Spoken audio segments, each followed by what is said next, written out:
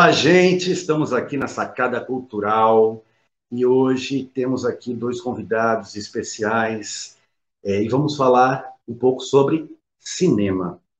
Então, eu dou as boas-vindas ao querido, premiadíssimo cineasta, diretor de cinema, Silvio Tendler. Seja muito bem-vindo, Silvio. Obrigado, Danilo. Prazer, Leandro. É uma honra estar aqui com vocês. Estou muito feliz de estar podendo estar nesse debate. Falar sobre cinema é minha praia, já que estamos falando de Santos. Vamos lá.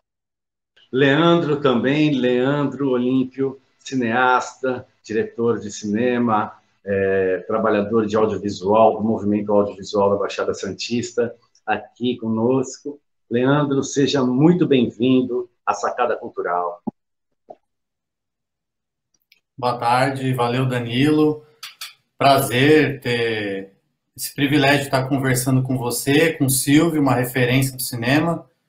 Para quem não me conhece, eu sou, por formação, jornalista, trabalhei 10 anos, no movimento sindical como assessor de imprensa aqui do Sindicato dos Petroleiros e estou só começando aí na caminhada mais no audiovisual, no cinema, documentário. Então, acho que o nosso objetivo aqui é explorar ao máximo o Silvio no bom sentido. Então, quero começar aqui fazendo uma primeira pergunta aqui para o meu querido amigo Silvio Tendler. Silvio, essa paixão por cinema, seus filmes maravilhosos, no qual o mundo inteiro já pode ter a alegria e o prazer de assisti-los, como que veio toda essa paixão pelo cinema? Como que veio isso na tua vida? Conta um pouquinho dessa história para a gente. Olha, essa paixão veio da infância. Eu fui criado em Copacabana e eu morava numa rua que ficava em frente a 5 cinemas fundamentais de Copacabana. Ficava em frente ao Metro, ao Arte Palácio, ao Copacabana. No entorno tinha o Roxy, o Rian, o Condor. Então era uma loucura porque o cinema permeava a minha vida. Eu ia passar as férias em Teresópolis. Teresópolis é uma cidade pequenininha na Serra aqui do Rio de Janeiro, e tinha 5 cinemas. Era uma cidade pequena que tinha 5 cinemas. Então, cada cinema, naquela época, geralmente, apresentava 2 filmes por semana. Então, era cinema no Rio de Janeiro, cinema em Teresópolis. E a gente vê de tudo, Vê de tudo. A minha infância começa com a chanchada, o Gordo e o Magro, o Carlitos, o Walt Disney. A gente viaja pelo sonho daquelas imagens em movimentos, daquele mundo maravilhoso. Teresópolis, já no limite da adolescência, é o faroeste. E aí, com 14 anos, vem o golpe de 64. Eu estou entrando na minha juventude, pego pela proa o golpe de 64, são caçados sindicalistas, são caçados parlamentares, a União Nacional dos Estudantes é fechada, são caçados militares democráticos, que eram contra o golpe de Estado. Foram muitos, a gente não sabe disso, a história não conta. A história só conta a história dos golpistas, mas não fala que mais de 400 oficiais foram expulsos das Forças Armadas por defender a democracia e as lutas sociais. E quem pode reagir naquela época são os jornalistas e o pessoal da área cultural. É o teatro, é o Stanislau Ponte Preta, com PBAPA, o Carlos Heitor Coni, com os artigos, com o jornalismo dele, Márcio Moreira Alves. E eu começo a ler esse povo, vejo a peça do Milor Fernandes, Flávio Rangel, Liberdade, Liberdade. Eu vejo o Teatro Opinião aqui no Rio, Se correr o bicho pega, se ficar o bicho come. Depois de São Paulo vem o Zé Celso com Oficina, traz o Rei da Vela, traz Galileu Galilei, e são as pessoas que estão reagindo. E claro que nesse cardápio cultural não poderia faltar o cinema novo. Glauber Rocha estreia Deus e o Diabo na Terra do Sol em 64. Na mesma época do golpe de Estado, vem a novidade e vem a revolução na linguagem. Deus e o Diabo é um filme absolutamente revolucionário, é uma novidade que o mundo inteiro aplaude, né? Junto está lá a Nouvelle Vague na França. Então eu faço parte desse mundo e 14 anos eu quero ser igual a eles. E aí eu começo a frequentar cineclube, começo a fazer cineclubismo, faço o Cineclube Charles Chaplin, que é um cineclube interativo, a gente faz uma sessão por semana na casa de cada um de nós. Eu entro para a Federação dos Cineclubes. Em 68, eu sou presidente da Federação de Cineclubes do Rio de Janeiro. 68 é o grande ano emblemático de lutas da minha geração. Então, o cineclubismo era uma porta de entrada para a militância política também. As duas coisas se confundiam. Ser cineclubista era ser politizado, era querer mudar o mundo. Ser politizado, mudar o mundo e fazer cineclubismo era uma possibilidade de chegar aos jovens. E aí, daí para virar cineasta profissional, abraçar essa profissão e lutar para transformar o mundo através do cinema, foi um passo. E estou nessa praia até hoje, e lá se vão 52 anos. Aliás, o cinema que hoje cada vez mais vai fazendo a transversalidade com outras áreas, né, Silvio? Com a música, com tantas linguagens nessa modernidade, nessa contemporaneidade.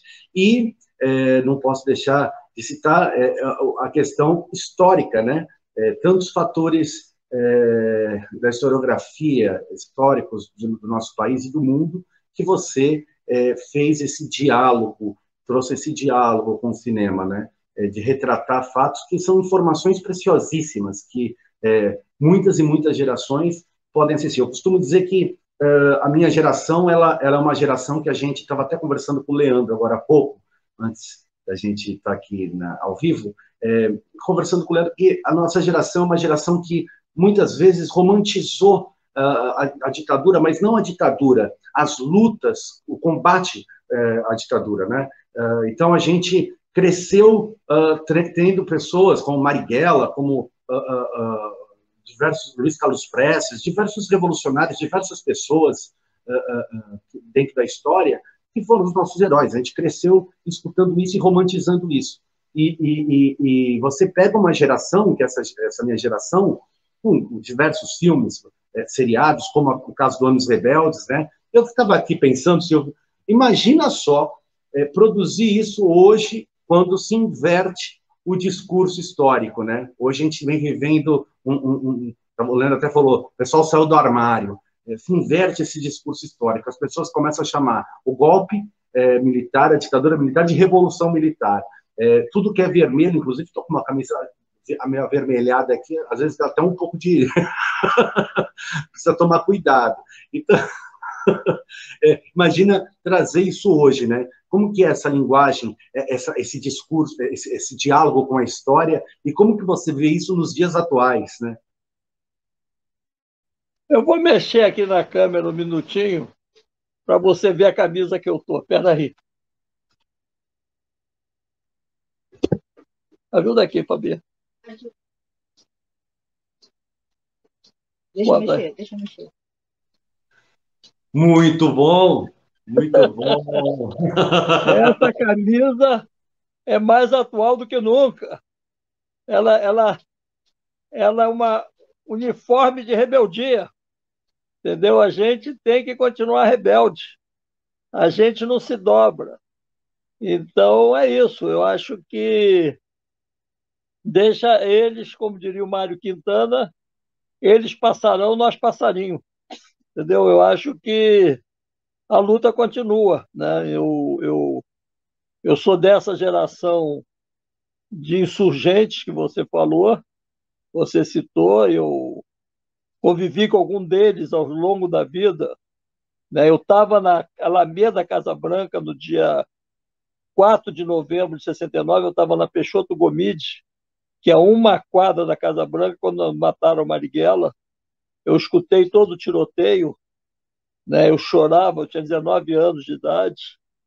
Eu, depois adulto, conheci Gregório Bezerra, conheci Luiz Carlos Prestes, entrevistei o Brizola, entrevistei muitos dos militares que fizeram essa época, o brigadeiro Chico Teixeira, o Rui Moreira Lima, que lutou na Segunda Guerra Mundial, foi da Santa Pua. Então eu tenho essa felicidade de ter essa história pessoal, e, na verdade, o que eu tento retratar nos meus filmes são essas pessoas. São essas pessoas que tiveram seus sonhos interrompidos por causa do golpe militar, mas nunca baixaram a guarda, nunca deixaram de ser importantes e coerentes na vida para nós. Então, eu só tenho a agradecer. Inclusive, acho que é daí que vem o nome, o apelido, os cineastas, o cineasta dos sonhos vencidos, né? Isso daí foi um amigo meu, o Arnaldo Carrilho, que era um grande amigo do Glauber Rocha. Ele era embaixador, ele era um cara que pensava cinema 24 horas por dia, e, na verdade, eu não entendia muito o conjunto da minha obra. Que link teria entre JK, Jango, Marighella, Glauber, Castro Alves, Milton Santos? Eu achava minha vida de cineasta um pouco uma salada, pela pluralidade e diversidade dos personagens que eu abordei. Aí o Carrilho conseguiu dar esse link. É o cineasta dos sonhos interrompidos, porque, na verdade, o que essas pessoas têm em comum é o sonho delas ter sido interrompido quando elas estavam em pleno voo na vida, né? Jango era um presidente muito jovem, tentou fazer reformas. JK era democrata, tentou fazer a modernização do país. Marighella lutou pelas questões sociais, pelo socialismo. Glauber era um revolucionário na linguagem, na política, né, na cultura. Castro Alves na época dele. Então, se você juntar isso tudo, dá uma batida, você dá um montão de sonhos interrompidos. E foi essa sacada do embaixador Arnaldo Carrilho que deu lógica ao conjunto dos meus filmes. Então, eu devo essa a ele. Exatamente. Essa sacada foi uma boa sacada, né? Inclusive, no nosso programa aqui, Sacada Cultural, e estamos aqui com o Leandro Olimpo também, que vai estar participando aqui do nosso papo, né, Leandro? Diga lá. Então, eu queria, na verdade, aproveitar a presença do Silvio para ser um pouco egoísta, digamos, porque o Silvio, ele não só conheceu, mas fez cinema junto de um cineasta que eu tenho uma profunda admiração. Um dos filmes que ele fez é um dos que eu mais reivindico enquanto cineasta, mas também enquanto militante, que é do Chris Marker, né? Que ele fez o Fundo do Ar é Vermelho, e o Silvio trabalhou com ele, né? Quando esteve na França. E eu queria saber do Silvio como é que foi, né? Trabalhar com Chris Marker. O que você vê de semelhança e diferenças, talvez, no cinema militante que vocês dois fizeram, que você ainda faz, no que se refere ao posicionamento, mas também em relação à linguagem. E eu também queria que você falasse sobre um movimento mais recente, que eu acho que existe um certo preconceito, e entre aspas, eu vou dizer porque é um exagero, mas uma espécie de criminalização de um tipo de cinema que se posiciona, que diz de forma muito contundente que é parcial, que não busca ser neutro, que usa, inclusive, né, a chamada voice-over para, inclusive, ajudar no entendimento. Me parece que existe um movimento de uns bons anos para cá de fugir do geral, ir para o íntimo, e de, sob um pretexto de só apresentar nuances, sutilezas, deixar de colocar o papel que Chris Marker fez, que você faz, que o Santiago Alvarez, cubano, que você fez um documentário recentemente fez, e que eu reivindico muito, e que eu acho que existe um certo consenso que precisa ser, se não questionado, no mínimo problematizado para a gente reivindicar uma pluralidade de formas de fazer cinema, né? Então eu queria que você falasse um pouco dessa parceria com o Chris Marker e também como uma forma de gancho para a gente discutir as estratégias, né, cinematográficas, ainda mais num momento de gravidade política, social, não só no país, mas no mundo, né, de extrema-direita, neofascismo, enfim. Queria saber muito como é que foi essa parceria aí e a sua opinião sobre essas polêmicas que existem, né? Em relação a filme de modelo sociológico versus filme com outras linguagens, enfim. Me instiga muito esse tema. Leandro, muito obrigado pela pergunta. Essa é uma das coisas que eu mais gosto de falar em cinema, porque eu, na minha infância, fui criado vendo documentários que tinham narrador. Um filme que eu não citei entre os que eu vi na infância que fizeram a minha cabeça é um filme brasileiro chamado Quirongós, Mestre Caçador, que é um paulista quatrocentão rico, que vai caçar elefante na África. Naquela época não existia um mundo politicamente correto, a proteção dos elefantes, e ele conta a história da caçada dele. Eu vi aquele filme, foi um dos filmes que me marcou muito, um filme feito por um brasileiro, e eu assisti Quirongós, Mestre Caçador. E tem a famosa voice-off. Nos anos 60, quando surge o cinema direto, que alguns vão chamar cinema direto, outros vão chamar de cinema verdade, que na verdade é a miniaturização dos equipamentos de filmagem, surge uma câmera em 16 milímetros que é movida a motor e não a corda. Você, em vez de colocar dentro dela uma latinha de película de 100 pés, que dava para filmar até 3 minutos, você podia botar 400 pés, aí você filmava 10 minutos, podia fazer planos sequências inteiros, que você podia começar a filmar o primeiro fotograma, passear com a câmera, fazer o famoso plano sequência, você resolver todo o filme num plano só, todo aquele rolo, e um gravador que você junto gravava com fita de rolo, e você podia então ter som direto. E isso vai revolucionar o cinema, tanto no documentário quanto na ficção. Né? Essa câmera tem uma irmã gêmea, que é a Eclair. Né? Nós filmávamos com a Eclair Coutan, que era a câmera portátil. E o cinema profissional, assim dizemos, entre aspas, de 35 milímetros, filmava com a irmã dela, que era a Cameflex. Com a Cameflex foram feitos filmes do Godard, do Truffaut, do Glauber, a câmera que aparece quando se fala do Terra em Transe, por exemplo, que tem aquele plano do Jimmy Lutfi filmando com a câmera na mão, é uma Cameflex.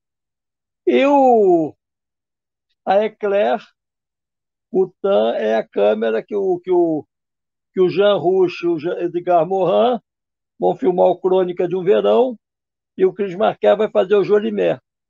Aí nasce a revolução de linguagem no cinema, tanto na ficção, em relação aos filmes do cinema novo, do Godard, do Glauber, e de todo mundo que vai revolucionar a linguagem nessa época, quanto do cinema documentário.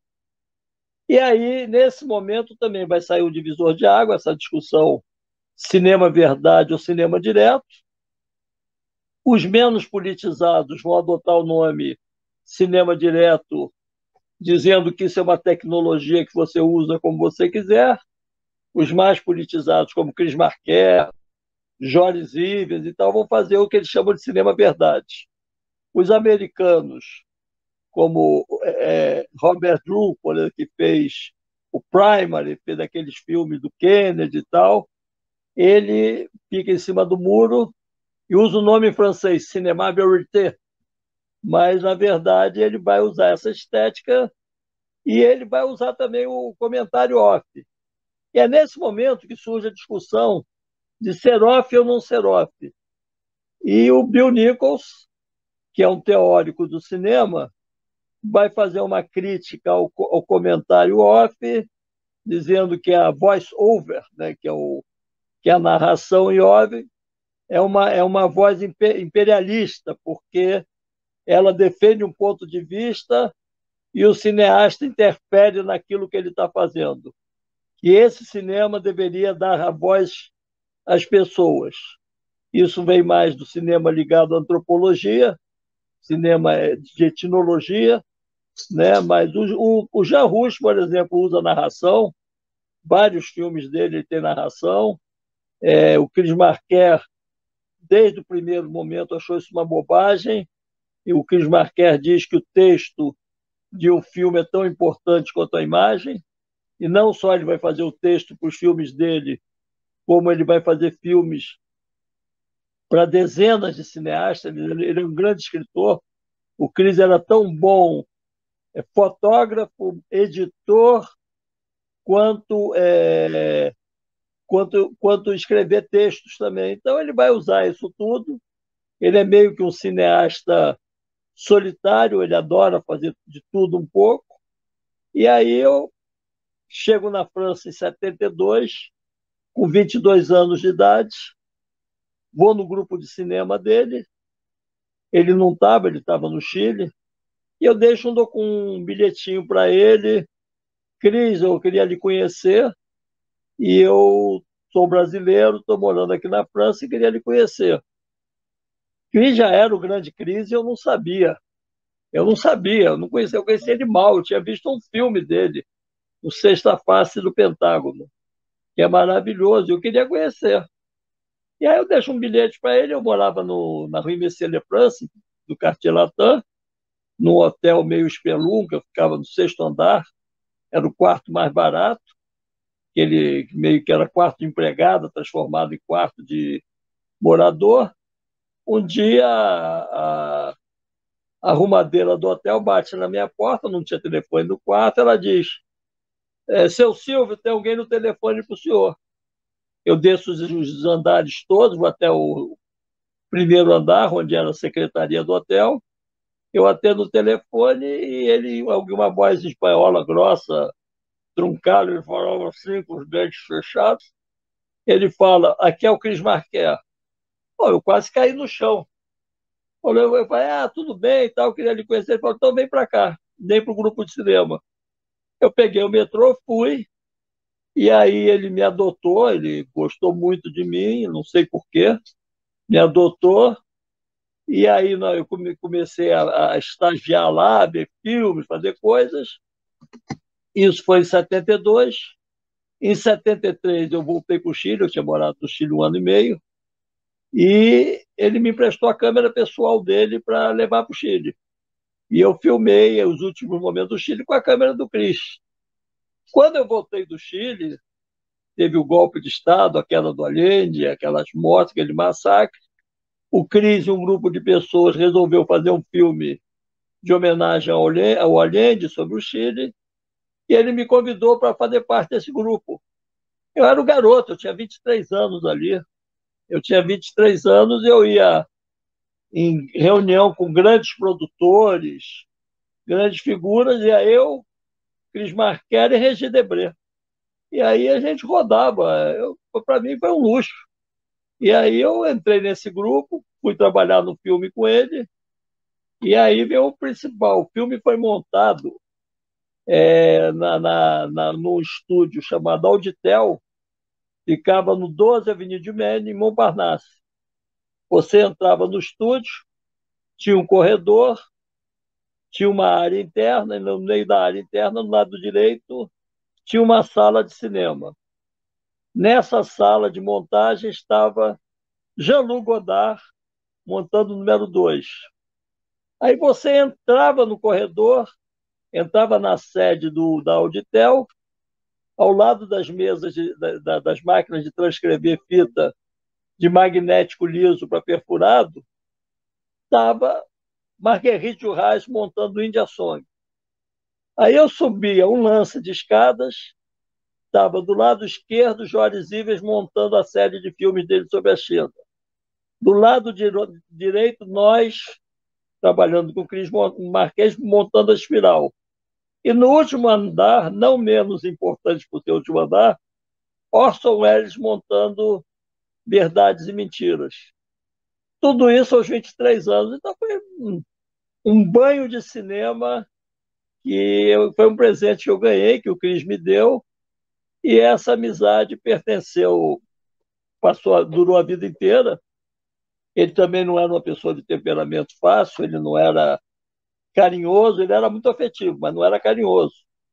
Então ele era meio duro. Um dia, por exemplo, eu estava na ilha de edição montando, lá na viola, ele bateu na minha porta, eu era casado com uma pessoa super tímida, e ele entrou na sala, sentou na sala e ficou assistindo, ouvindo música. Ele era essa figura invasiva, assim, e também, de repente, sumia da tua vida e tal. E ao longo da vida eu falei várias vezes com ele, e uma vez eu quis comprar uma câmera de filmar, já na época da Mini DV, e eu perguntei, Cris, com que câmera eu compro? E as pessoas usavam câmeras de $50.000, não sei o que lá.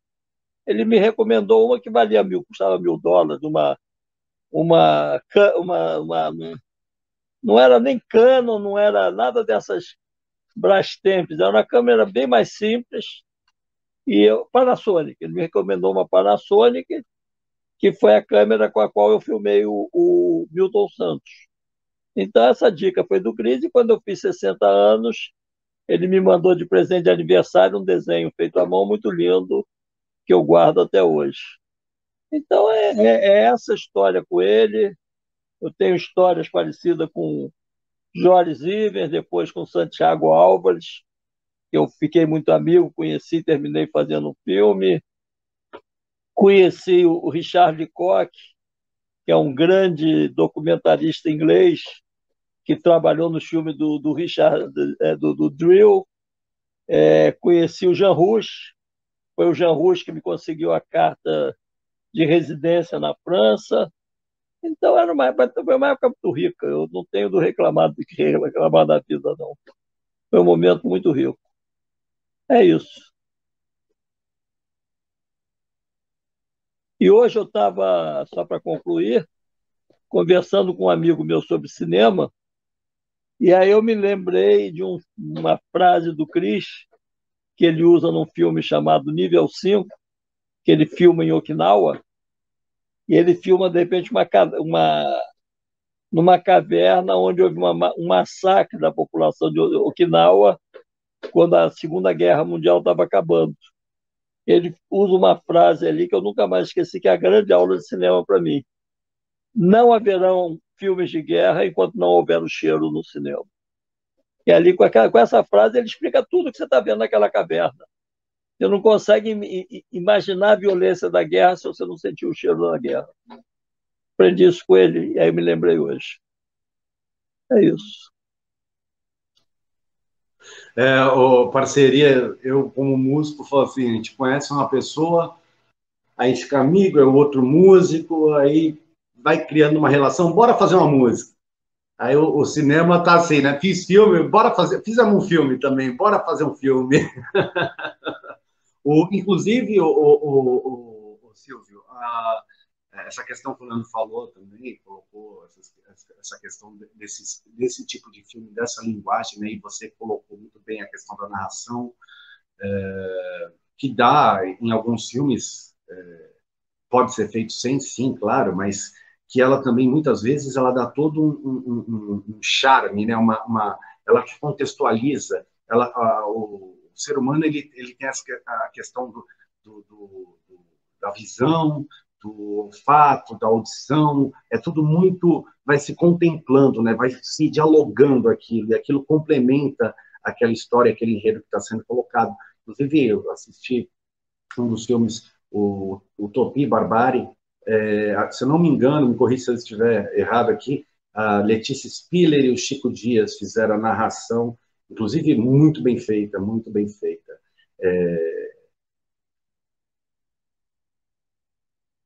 Foi a Letícia, o Chico Dias e o Amir Haddad. Foram os três que fizeram a narração. Ficou muito linda. Isso. Ficou muito linda. Muito bom. Eu não acredito em filmes sem narração. O Cris usa alguns subterfúgios, às vezes. Quando enchia um saco dele e ele queria botar a narração, por exemplo, mas não queria assumir a narração com a voz, ou ele mesmo narrava, porque o filme ficava quase que inteligível, porque a maneira dele falar era muito difícil, né? Ele falava com os dentes trancados, a boca assim, a gente não entendia mal.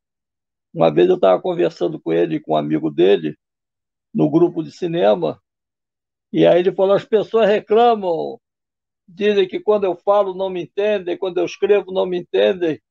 Aí o amigo dele falou: quando você escreve a gente entende. Mas ele narrava, e quando ele não queria narrar, ou ele usava a voz de amigos dele, colocava. Eu aprendi, por exemplo, a trabalhar com mais de um narrador com ele. Ele dividia a narração entre vários atores e várias pessoas dialogavam entre elas, e aí você entende, fica mais fácil, fica menos monocorde, né? Então ele usava vários narradores.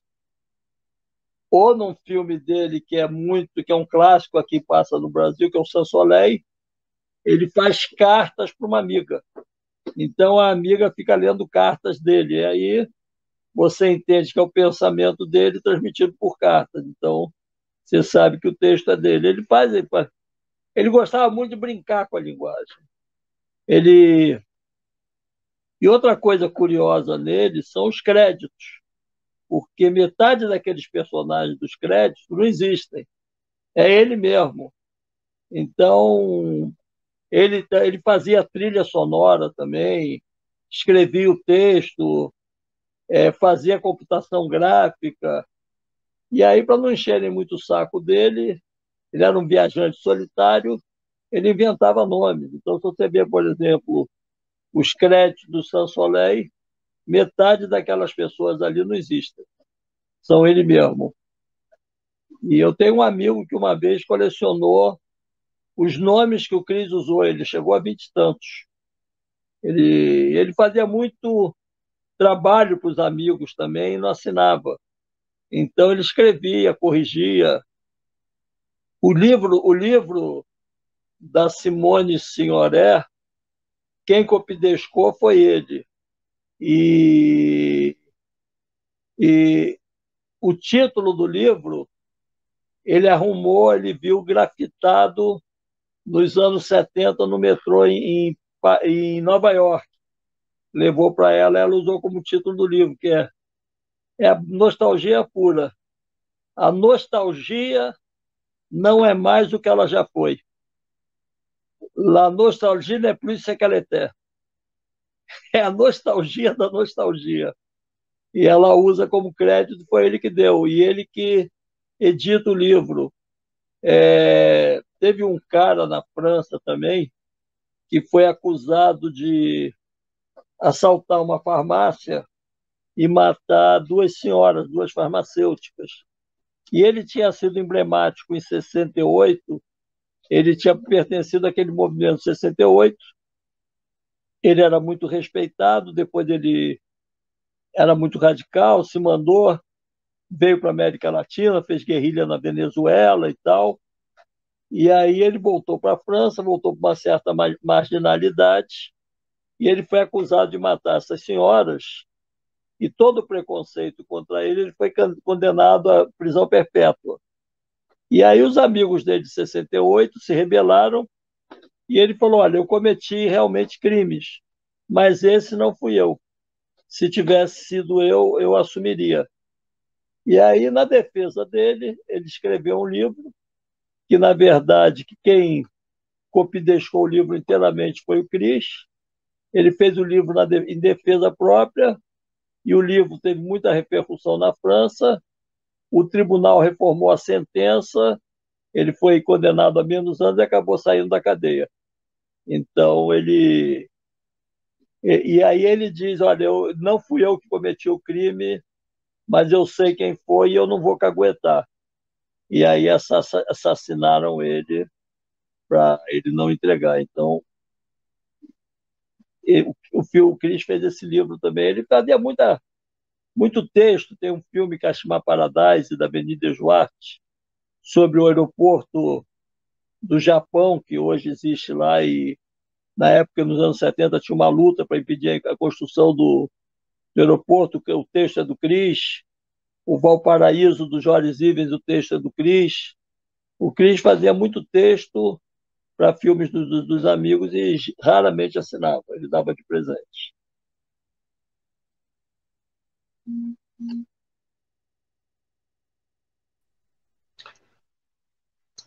Leandro. Não, eu queria aproveitar o gancho do Silvio, porque eu acho que essas lições, elas nos ajudam a pensar também o cinema no momento, né? Eu acho que tanto o Cris quanto o Silvio sobreviveram através do ofício do cinema, né? Porque a gente precisa pagar conta, precisa se alimentar, mas também fizeram o cinema militante de forma voluntária, né? E também entender a necessidade de fazer um cinema de resistência, seja com equipamentos que não são os melhores da última tecnologia, ou mesmo sem financiamento, sem edital. Eu queria saber do Silvio qual que é a impressão dele, ou a defesa dele, de que tipo de cinema que a gente tem que fazer num governo que hoje também vai utilizar como mecanismo de censura o fim do financiamento, dos editais, que são recursos necessários para os cineastas poderem não só sobreviver, mas produzir e poder experimentar, porque eu acho que isso também serve muito de lição, né? E também existia muita solidariedade, né, Silvio? Você se tornou um arquivista do Brasil, né? De imagens esquecidas.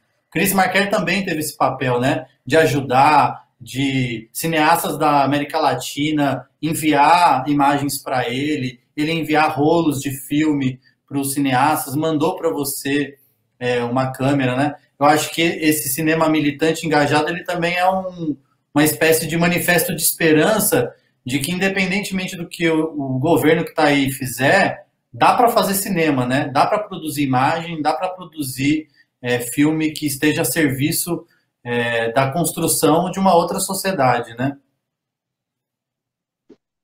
Eu concordo com você, Leandro. Eu acho que nós estamos num momento muito difícil e, como eu falei na abertura do programa, eu contei para vocês, eu estou fazendo a curadoria do Festival de Brasília.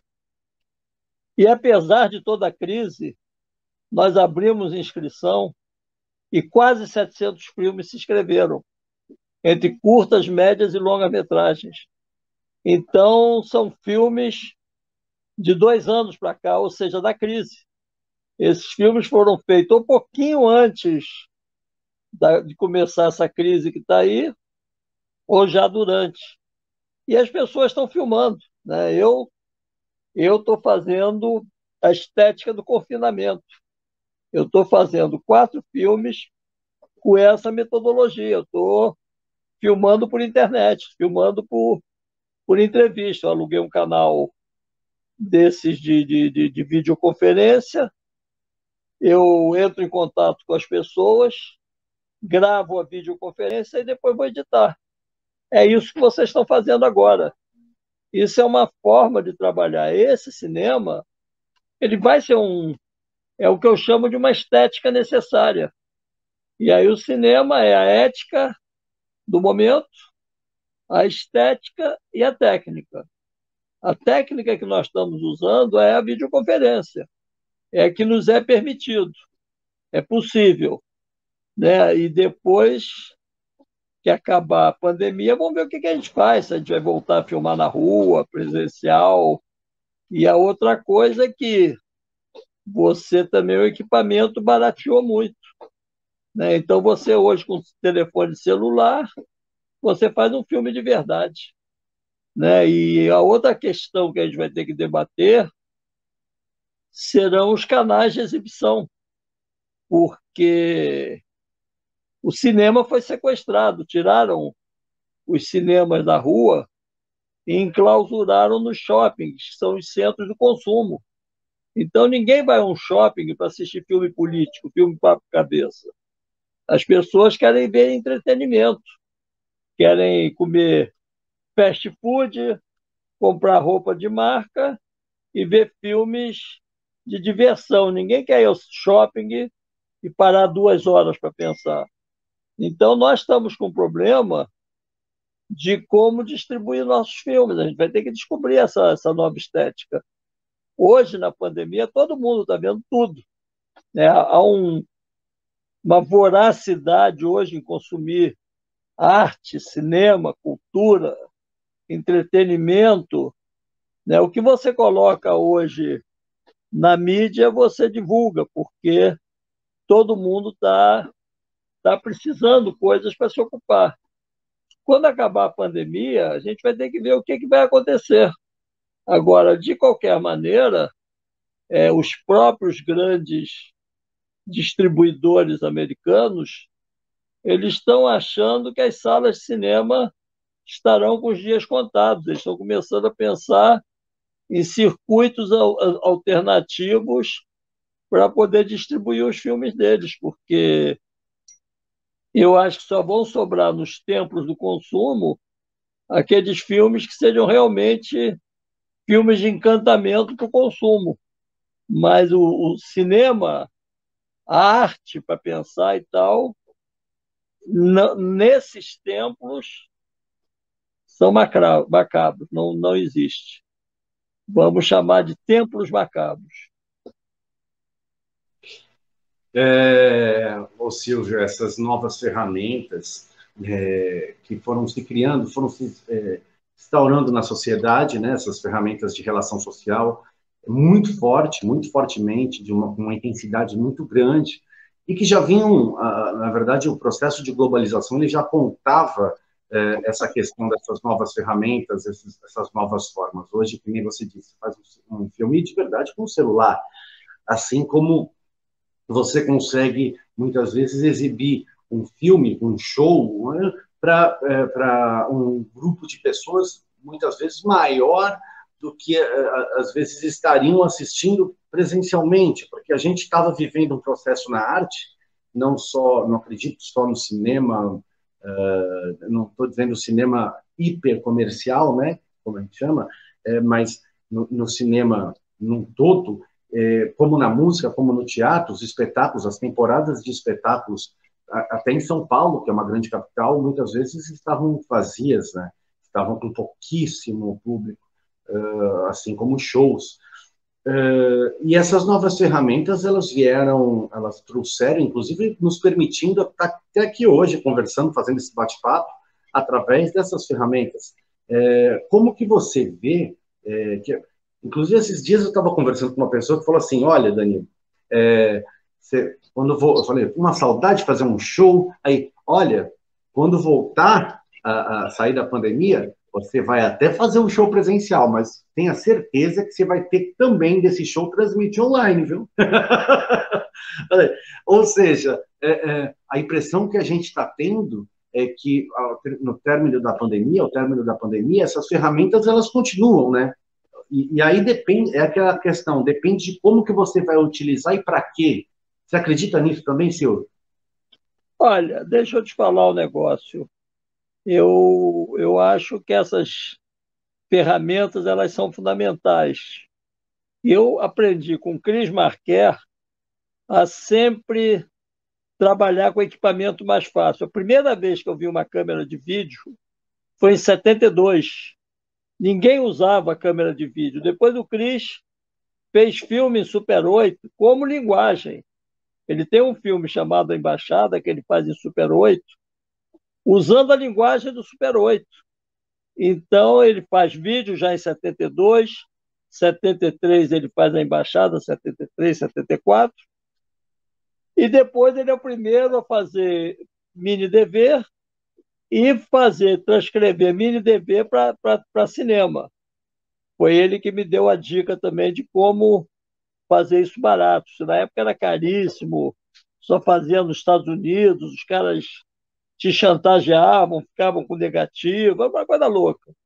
E o Cris conhecia um cara que tinha uma tecnologia lá na França barata que ele fazia. Então eu aprendi, e foi assim que eu tive coragem de fazer o Glauber. Aprendi com o Cris a fazer isso. Então, essa tecnologia, essa luta pelo barateamento e pela simplificação da tecnologia, depois me é teorizada pelo Milton Santos. Quando eu fiz a entrevista com o Milton Santos, eu fui com essa camereta que o Cris me indicou, uma Panasonic baratíssima e tal. E o velho Milton falava coisas maravilhosas e tal, e eu fui ficando apavorado, aquele gigante na minha frente, falando coisas geniais, eu com aquele equipamentozinho. E aí eu falei, mas professor, para quem o senhor está falando tudo isso? Quem é que vai lhe ouvir? Quem que vai lhe mostrar? Ele apontou para mim, para minha câmera, e falou, você. E me deu uma lição definitiva. Com pequenos objetos também se fazem grandes coisas. E foi ele, o geógrafo, que me ensinou que com aquele equipamento eu podia fazer um filme. Foi ele que me alertou que a arte nova que estava surgindo, que o novo ia surgir da periferia. Eu, como falei no começo da entrevista, eu sou de Copacabana. Eu fui criado na classe média. Eu aprendi cinema novo, bossa nova. Era todo mundo, toda a galera da Zona Sul. O Carlinhos Lira, que foi lá para o centro da cidade, foi para a Zona Norte, buscar Nelson Cavaquinho, buscar Cartola, levava eles na casa da mãe da Nara Leão, que morava na Avenida Atlântica, mas nós éramos do mundo de Zona Sul. E o Milton Santos que me avisou, em 2000, olha, esse mundo está com os dias contados, o novo vai vir da periferia. E não deu outra, é o que está acontecendo hoje. Toda a criação, toda essa criação revolucionária que a gente vê hoje, os rappers, os grafiteiros, a grande parte vem da periferia. A arte que está transformando o mundo ela é periférica. E o velho Milton me avisou disso no começo do... Lá se vão 20 anos. Lá se vão 20 anos. Então, é isso aí. Quer dizer, esse novo está sendo construído na periferia e está sendo construído com pequenos objetos.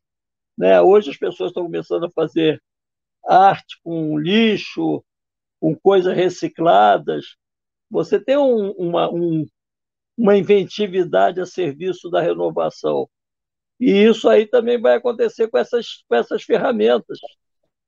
E essa pandemia também está gerando um mundo de solidariedade que nós estávamos apartados dela e a gente agora está começando a conviver com ela. Por exemplo, antes da pandemia, era caríssimo você assistir um show do Chico Buarque, do Gilberto Gil e tal. Hoje, com a pandemia, eles cantam de graça. Você vê de graça as lives deles, né? A festa de aniversário do Gil foi lindíssima. Tinha mais do que, não sei, 70 cantores e cantoras geniais cantando a música do Gil e a gente assistiu, circulou de graça pela internet. Então, essas coisas são novidades que eu não sei se vieram para ficar ou não, mas estão sendo e estão sendo boas. No meio a esse caos, a gente tem coisas boas. É isso. Inclusive, Silvio, a gente tem falado muito da questão dos direitos humanos. Para você, qual é o papel, como é o direito, como a gente pode enxergar os direitos humanos na atualidade, com tudo isso que vem acontecendo, e não só no Brasil, porque é uma coisa na história cíclica, né? Ora, os fascistas saem do armário, ora, eles voltam ao armário. Então, como que você enxerga os direitos humanos na atualidade? E qual é o papel que as artes, e mais precisamente o cinema, tem nisso? Então, eu acho que as artes são o grande esteio da sociedade. É nas artes que a gente se encontra, sobretudo para transformação, né? Eu criei um movimento chamado Estados Gerais da Cultura, que é para debater, eu digo que com arte, ciência e paciência nós mudaremos o mundo. Esse movimento ele visa reconstruir o Ministério da Cultura. Pode parecer uma ingenuidade num governo como esse aí querer reconstruir um ministério, mas a gente defende a existência de um ministério com função de Estado. É um ministério que tem o mesmo respeito que tem o Itamaraty, que tem o Ministério Público, que tem a Polícia Federal. É um ministério que tenha profissionais sérios, competentes, treinados para tratar de toda a multiplicidade de elementos que transitam pelo Ministério da Cultura. Porque como é que a gente pode tratar, ao mesmo tempo, de criação nas artes plásticas, no cinema, na música, no teatro, preservação do patrimônio nacional, museus, bibliotecas, só através de um ministério que junte tudo isso? Então, os Estados Gerais da Cultura lutam por isso. Podemos parecer ingênuos, mas são os ingênuos que mudam o mundo. Então, vamos em frente. E eu acho que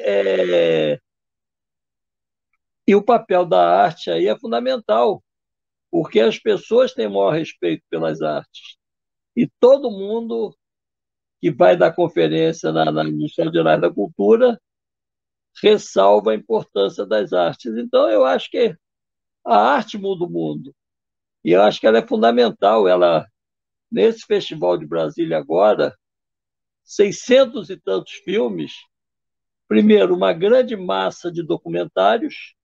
Nunca se viu nada igual, né? 600 e tantos filmes. E, ao mesmo tempo, a gente diz a abrangência e a pluralidade de temas. A questão dos direitos humanos está na ordem do dia em todos os aspectos da sociedade. Você tem os LGBT falando de direitos humanos, as mulheres, os pretos, né? Você tem todos os movimentos, todos os grupos, todas as etnias, os indígenas, exigindo respeito aos direitos humanos. Sendo que a questão de direitos humanos se estendeu à própria natureza, né? A gente hoje sempre ampliou essa questão de direitos humanos para também lutar pelos direitos na natureza. Uma árvore é um ser vivo, tem que ser respeitado. Um animal é um ser vivo, tem que ser respeitado. Então, uma floresta tem que ser preservada. Então, nós estamos vivendo uma era de muitos confrontos em que o fascismo quer destruir e nós, na grande maioria, queremos preservar. É essa luta que a gente trava hoje. Leandro? Eu queria aproveitar para questionar o Silvio, né, sobre justamente o cinema, né? Quando a gente faz um filme, né, Silvio, a gente se preocupa não só em fazer ele e depois editar e terminar, mas também com a sua distribuição, né? Porque a gente faz filme para ser visto, né?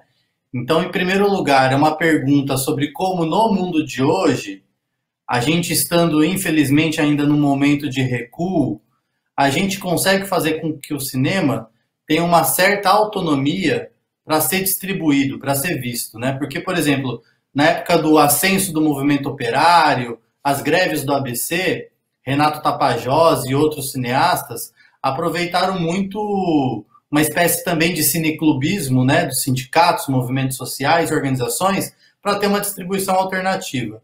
Você, na época do pós-golpe, foi um fenômeno, né, excepcional. Em relação ao documentário, ninguém bateu o que foi a bilheteria que você teve em cinemas, né, mas a gente provavelmente hoje não consegue reeditar isso, né? Você mesmo dizia que existia uma sede de conhecimento, de informação sobre a democracia, afinal a gente estava saindo da ditadura militar.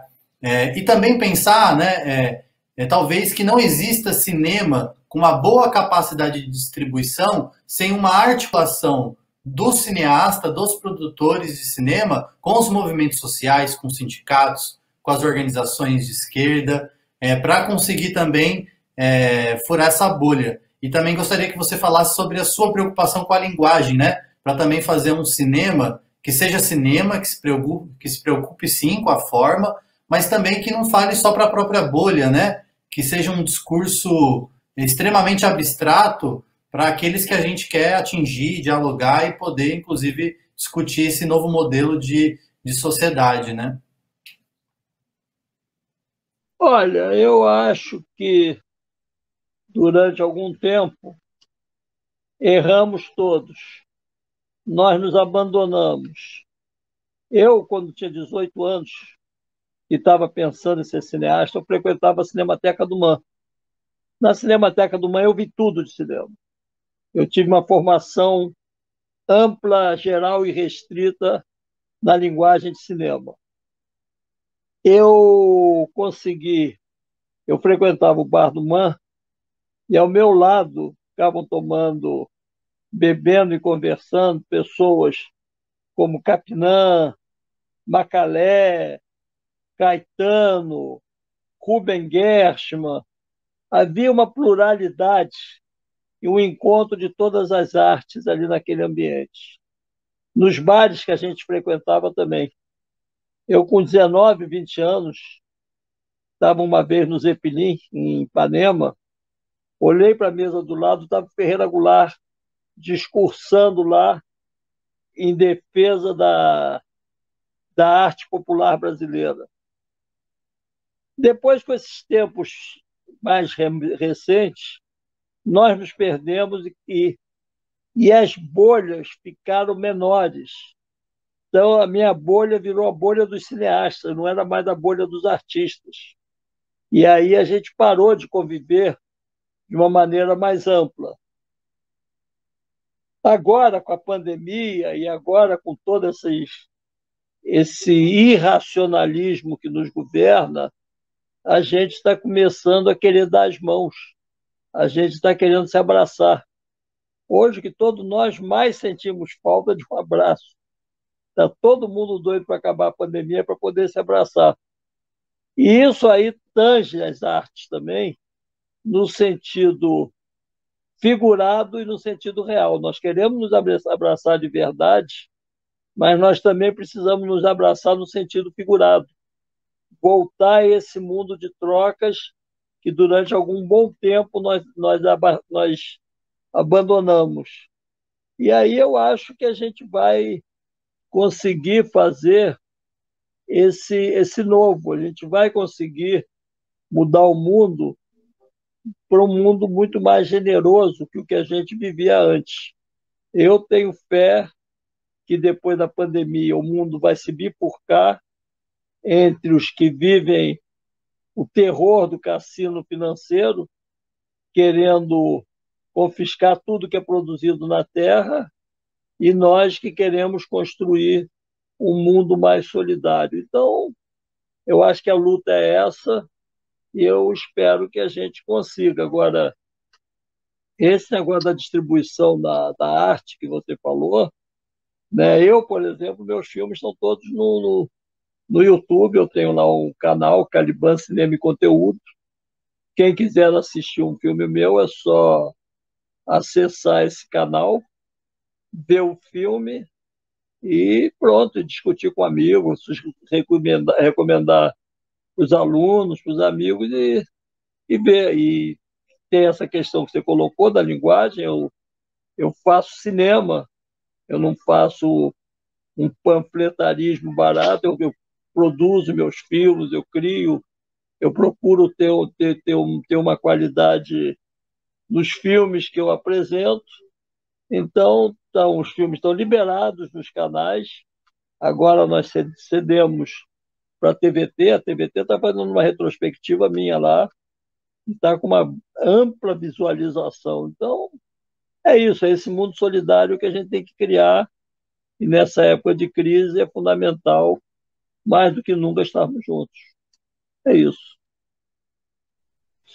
É isso, inclusive, Silvio, a sacada cultural aqui, a gente com certeza quer fazer uma mostra Silvio Tendler, aqui online, com o nosso público, com os nossos ouvintes e com os nossos espectadores aí que assistem o programa e que tem esse diálogo. Inclusive, pessoas na região de Santos têm um projeto maravilhoso chamado Arte no DIC, que é um projeto situado em um complexo cultural que foi montado na época de Gilberto Gil como ministro. É um complexo cultural que a gente faz algumas parcerias com eles, situado na maior favela sobre palafitas da América Latina. E Santos é uma cidade maravilhosa, só que tem por trás o cartão postal. Você tem uma favela sobre palafitas da América Latina que tem 25 mil pessoas. E lá tem um complexo cultural, onde tem aula de teatro, música, cinema, dança. E a gente quer fazer, com certeza, vamos fazer aqui pela Sacada Cultural uma mostra. Vamos lá filmar, vamos lá mostrar isso. Com certeza.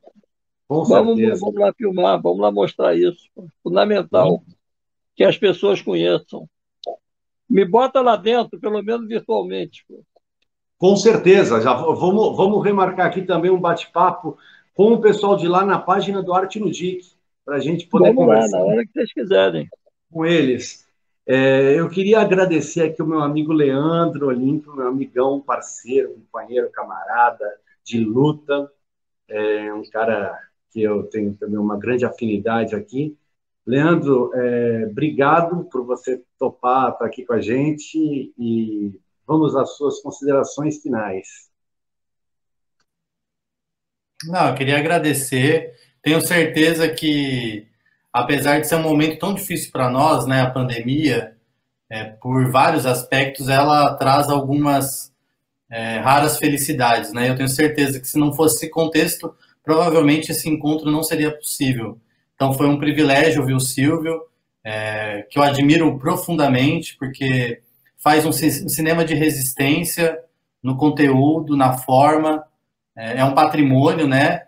Daqui 20, 30, 50 anos, tudo aquilo que você tem produzido, Silvio, vai permanecer.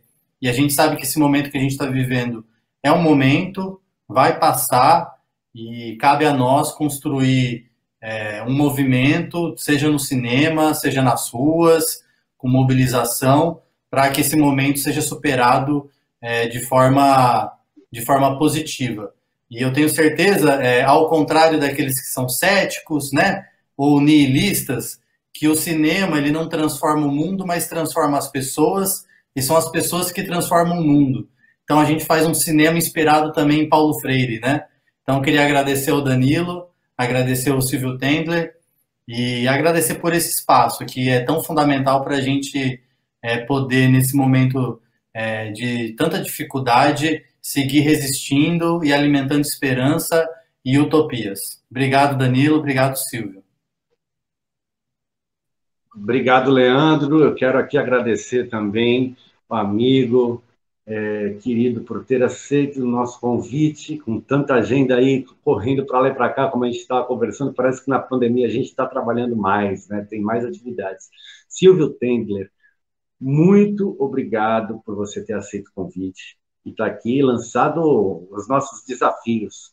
Bora fazer um filme da maior favela sobre palafitas da América Latina, que é o DIC da Vila Gilda, e que precisa ser mostrado.